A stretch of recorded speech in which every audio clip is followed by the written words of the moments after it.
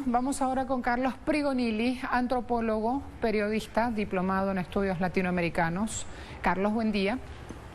¿Qué tal? Buen día, un saludo a todos. Muchas gracias. Muy interesante el video en redes sociales que ayer mostraba el presidente mexicano con las alternativas que ha encontrado en medio de la pandemia para crecer en el país. ¿Qué resaltarías? ¿Qué acciones se han visto en este tiempo y que crees que hoy van a figurar en el mensaje del presidente, Carlos?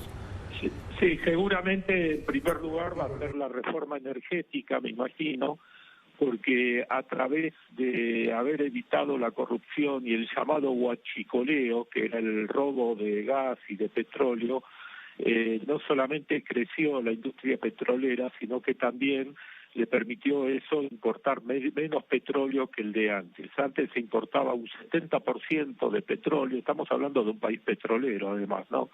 Y del 70% era solamente dejaba un 30% de producción nacional. En este momento las cifras han cambiado, estamos hablando casi de un 60%, un 55% de producción nacional y un 40% de importación. En ese aspecto ha habido un cambio importante. También prueba de eso es que la gasolina no ha aumentado. Esto también permitió la estabilidad del dólar, que la moneda había sufrido grandes devaluaciones en los sexenios anteriores. También es importante resaltar las libertades públicas, absolutas libertades, y no hacer un uso represivo y de las Fuerzas Armadas y las fuerzas represivas como en el pasado. También tenemos que resaltar lo que pasó el viernes, sábado de la semana pasada, donde el presidente ha sido prácticamente bloqueado en Chiapas por el CENTE, la comunidad de maestros, el sindicato de los maestros, y estuvo 2 horas adentro de la camioneta sufriendo improperios, insultos, sin que por ello haya llamado a las fuerzas represivas. Creo que en ese aspecto la labor del presidente ha sido importante, ha sido muy positiva, se ha visto los resultados de la 4T, pero estamos también ante una situación incompleta porque en 3 años el narcotráfico y las situaciones de inseguridad han proliferado por diferentes rincones del país. Lamentablemente no ha sido, no podemos en 3 años esperar que la violencia y la inseguridad que ha reinado en México sea desterrada, pero lo podemos poner también como una de las asignaturas pendientes. Ahora hay que decir también que no la tiene fácil López Obrador, porque mientras aparecían las imágenes de los tanques de oxígeno que mencionabas, ha ido también ocupándose en plena pandemia de mover la economía, aún desafiando los cánones que estaban en ese momento impuestos en nuestros pueblos. De abrir la economía implica echar abajo el cuidado sanitario ante la amenaza de la COVID. Y sin embargo ha seguido adelante, ha vuelto a las clases, en este tiempo no la ha tenido fácil, no solo con el tema del Parlamento adverso, sino también con estas otras cuestiones cotidianas que han ido generando ecos contrarios a sus propuestas. Carlos.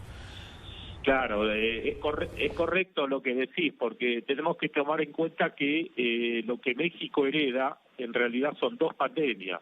Es la pandemia neoliberal, que durante 36 años ha hecho estragos, ha destruido prácticamente el aparato productivo y los resortes económicos y el tejido social, y una pandemia que se ha repetido en otros países, como el caso de Argentina también. Asume un gobierno progresista, un gobierno peronista, y tiene que luchar con la pandemia del macrismo y con la pandemia del COVID. En este caso, el caso de México, hay que resaltar doblemente los aspectos y los logros económicos, porque se ha hecho de manera simultánea.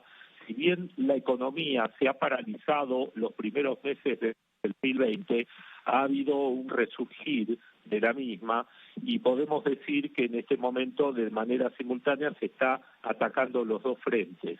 En el aspecto del COVID, si bien el número de de fallecidos es muy alto, tengamos en cuenta que estamos hablando de un país de 130 millones de habitantes y aún así las libertades se siguen aplicando, ya que no hay restricción en cuanto a, así como la hay en Francia o en Canadá, de la entrada a restaurantes, a bares, a lugares públicos, exigiendo el pasaporte de vacuna, el pasaporte sanitario. Esto aquí no se ha aplicado.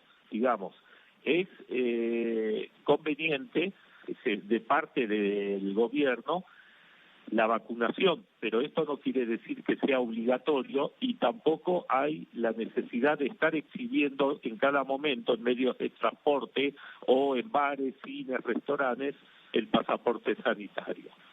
Creo yo que los dos aspectos han confluido para dilatar un poco y tratar de esperar un poquito más las asignaturas pendientes que tiene la 4T, ya que de lo contrario estaríamos apresurándonos y siendo funcionales a los grupos opositores de derecha que constantemente se han negado no solamente a colaborar en el aspecto sanitario, sino que económicamente, tanto en lo social como en lo económico, como en lo político, siempre han puesto palos en la rueda.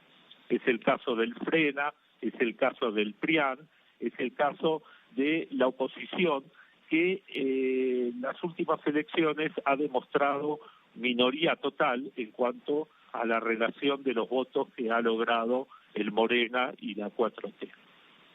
Gracias, Carlos. Te mandamos un gran abrazo. Igualmente, gracias a ustedes.